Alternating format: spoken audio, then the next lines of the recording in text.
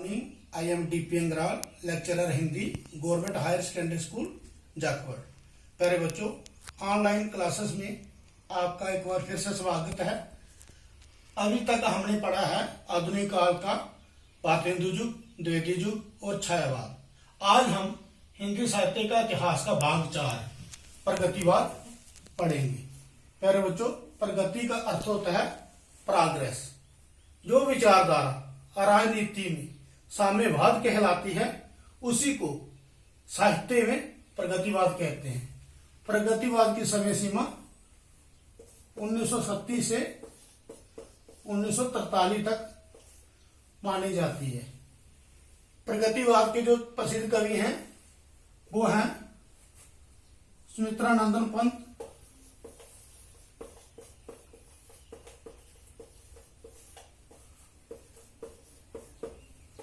सूर्यकांत त्रिपाठी निराला,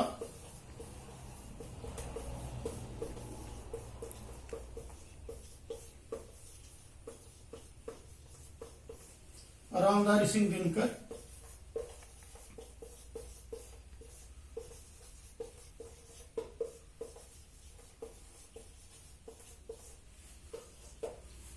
नागार्जुन, जिनका असली नाम था वैद्यनाथ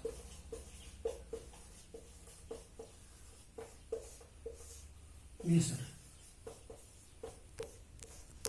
मेरे बच्चों, सुमित्रानंद पंत आप जानते हैं कि जो छायावाद के बड़े ही प्रसिद्ध कवि थे।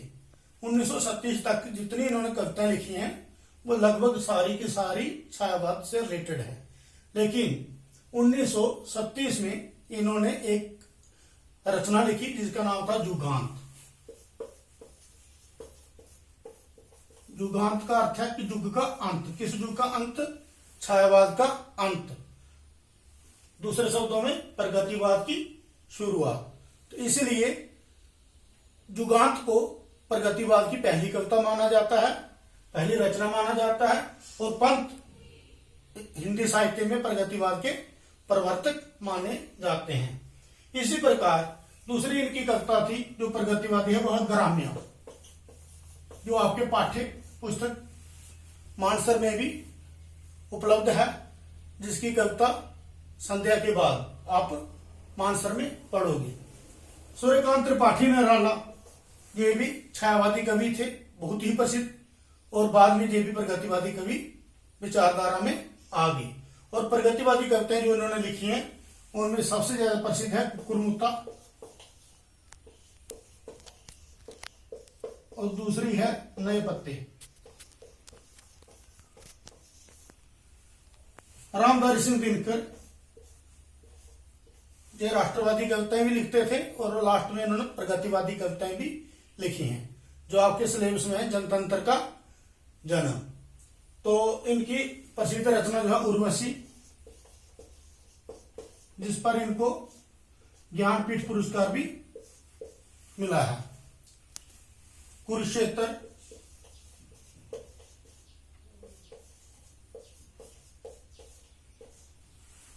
नागार्जुन। नागार्जुन का असली नाम वैद्यनाथ मिश्र था। जब यहां में रिपीटली आता है 1 नंबर का, तो आपको ये याद करना पड़ेगा। और नागार्जुन की जो प्रसिद्ध रचना है वो है जुगधारा, प्यासी पथराई आंखें और सतरंगे पंखों वाली भस्मासुर। तो ये है छायावाद के प्रसिद्ध कवि, सारी प्रगतिवाद के। और इसके बाद प्रगतिवाद जो था 1936 में मुंशी प्रेमचंद की अध्यक्षता में प्रथम प्रगतिशील लेखक संघ की स्थापना की गई। प्रगतिवाद की प्रमुख विशेषताएं।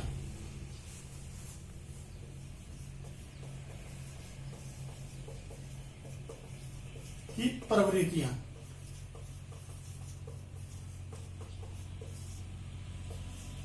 पहली है शोषकों के प्रति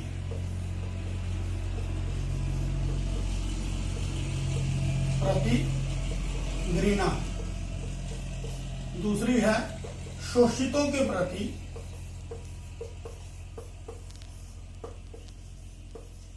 प्रति सहानुभूति।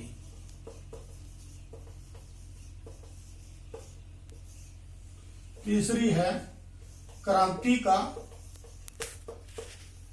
स्वर।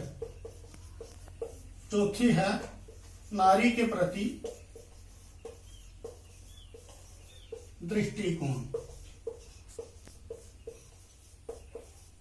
और पांचवी कला पक्ष।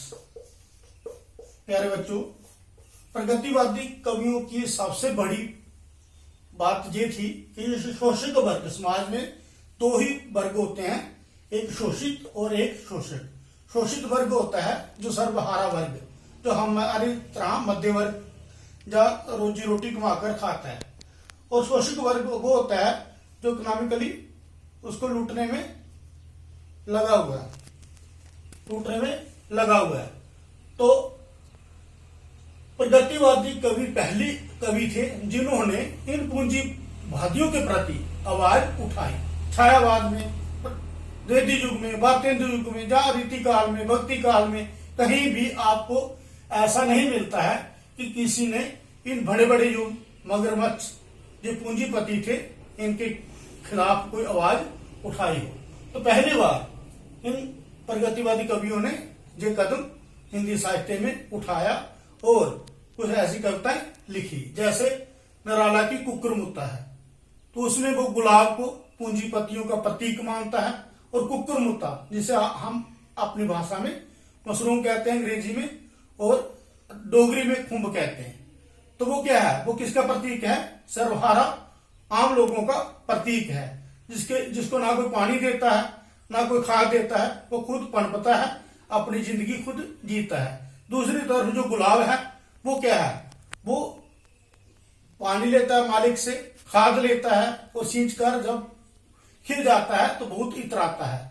इसी बात को कहते हुए राला जी कहते हैं, अबे सुन बे गुलाब, भूल मत पाई खुशबू रंगो आप, खून चूसा खाद का तूने अशिष्ट ढाल पर इतराता कैपिटलिस्ट।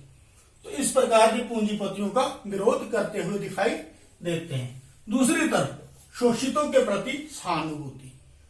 प्रगतिवादी कवियों को सर्वहारा वर्ग से बहुत ही प्रेम था।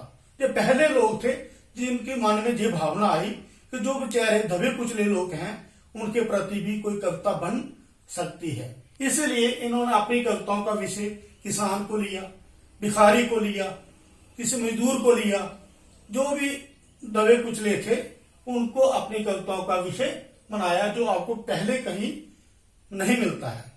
इसलिए शोषितों के प्रति भिक्षु कविता में निराला जी कहते हैं, पेट पीठ मिलकर है एक, चल रहा लकुटिया टेक, मुट्ठी भर दाने को भूख मिटाने को, वह आता तो टूक कलेजे के करता, पछताता पथ पर आता। तो इन पंक्तियों में वो क्या कहना चाहता है कि मजदूर जो है वो अपनी लकुटिया, उनकी लकड़ी की लाठी जो है उसे लेकर कैसे वो एक मुट्ठी भर दाने के लिए दिन भर भटकता रहता है। तीसरी जो खास विशेषता थी प्रगतिवादी कवियों की, वो है क्रांति का स्वर। ये क्रांति के स्वर से संबंधित कविता आप अपने पाठ्य पुस्तक मानसर में भी पढ़ेंगे। निराला की लिखी हुई कविता बादल राग, जिसमें बादलों को क्रांति का स्वर, क्रांति का प्रतीक माना गया है। और किसान जो है वो आह्वान करता है कि हे क्रांति तू आ, ताकि मुझे जो है शोषक वर्ग है उनसे मुक्ति मिल सके। जब क्रांति आती है तो शोषक वर्ग डर जाता है, वो अपने घरों के अंदर घुस जाता है, और शोषित वर्ग जो है वो क्रांति का बड़ी बेचैनी से इंतजार करता है। वो कहता है क्रांति आएगी तभी हमारा भला होगा। इसीलिए पंत जी कहते हैं, गा को किला बसा पापक कर, नष्ट भ्रष्ट हो जीर्ण पुरातन। नारी के प्रति दृष्टिकोण। प्रगतिवादी कवियों ने नारी को उपभोग की वस्तु नहीं माना है। उन्होंने नारी को बहुत ही सम्मान, इज्जत, मान, मर्यादा की रक्षा की है। नारी के प्रति दृष्टिकोण रखते हुए पंत जी कहते हैं, मुक्त करो नारी को, मानव चिरबंधनी नारी को, दुख की बर्बर कारा से, जननी सखी प्यारी को। तो नारी के प्रति इनका दृष्टिकोण जो था वो बहुत ही साफ सुथरा था, कहीं भी इन्होंने अश्लीलता नहीं आने दी है। सीधे शब्दों में कहूंगा कि श्रृंगार रस का इन्होंने त्याग ही कर दिया अपनी कविताओं में, उसके लिए नो एंट्री लगा दी। कला पक्ष, कला पक्ष में सबसे बड़ी बात जो है वो है भाषा की। प्रगतिवादी कवियों की सबसे बड़ी देन जो थी वो थी खड़ी बोली हिंदी। द्विवेदी युग में जो महावीर प्रसाद द्विवेदी से स्टार्ट हुई थी, सिरदत्त पाठक ने जिस खड़ी बोली की नींव रखी थी वो प्रगतिवाद तक पहुंचते पहुंचते बिल्कुल हिंदी साहित्य में अपना स्थान बना गई।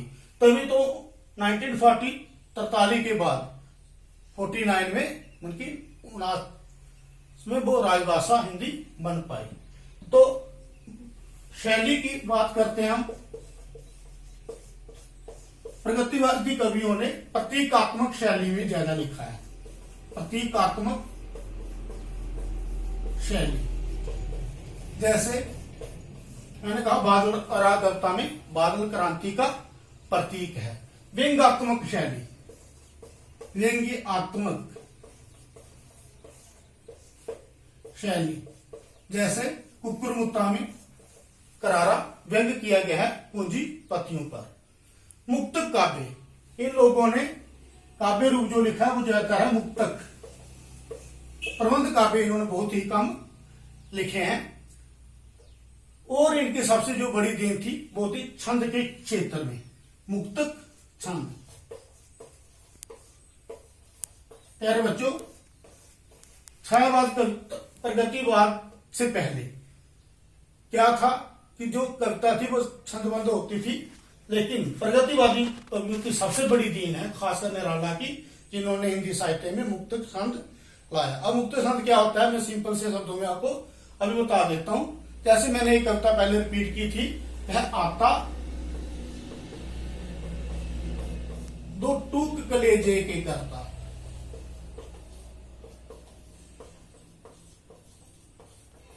के करता, पहली लाइन में सिर्फ 2 ही शब्द थे, दूसरी पंक्ति में 1 2 3 4 5 ऐसे कविताओं को ही मुक्तक कविताएं कहा जाता है। आज के युग में आप अखबारों में जो कविताएं पढ़ते हैं वो सारी की सारी आपको मुक्तक छंद में ही लिखी हुई मिलती हैं।